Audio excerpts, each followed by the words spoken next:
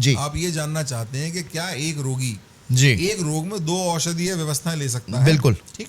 Cancer यही- के लिए पर्टिकुलरली यही नहीं, हाँ। मैं किसी भी रोग के लिए कहता हूं। मैं कह रहा हूँ सिर्फ कैंसर के लिए मैं समझ पर्टिकुलरली। गया। हाँ किसी भी रोग में समझिए आप। जी अब आप आ जाइए कैंसर पर। हाँ सर कैंसर रोग ऐसा है, यदि मान लीजिए किसी के अंदर निकला, डायग्नोस हो गया, क्योंकि वो डायग्नोसिस से पता चलेगा। जी सिम्टम देगा पेशेंट, हाँ फिर उसका जब मान लीजिए उसकी जांच होगी तो जांच में निकल के आता है कि जी। जी कैंसर है। जी तो क्या होता है कि रोगी की मनोदशा डाउन हो जाती है। डाउन हो जाती है। बिल्कुल ठीक बात है। अब एक पैथी के अंदर जो उपलब्ध औषधि है, वो औषधि नहीं कहूंगा मैं, केमिकल है सर। हाँ। Radiotherapy, chemotherapy, these are not the end medicine. Then that is again a management. You are right. That is a management, that is Yes. Not a treatment. They are just doing the research Yes. कि किसी को chemo दिया, radio दिया, कोई बच गया, कोई 2 साल चल गया, 3 साल चल गया, 4 साल चल गया, but there is against bounce back of the disease. आया दोबारा शरीर के अंदर, वो और ज्यादा बढ़ के आया, पेशेंट खत्म हो गया।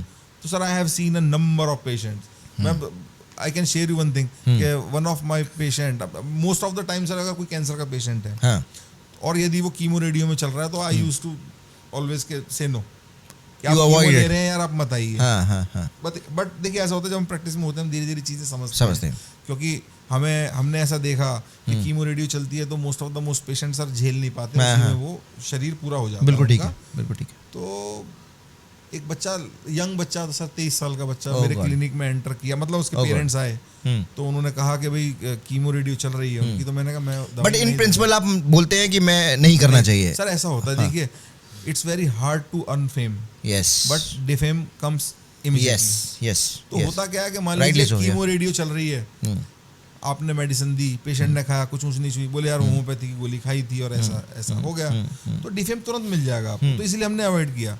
लेकिन सर वो कोई चारा नहीं था। He was not even able to sustain that session of chemotherapy and radiotherapy that was going. कौन सा कैंसर था सर? वो ब्रेन ट्यूमर था। Brain tumor था। That was a Okay. Post operative.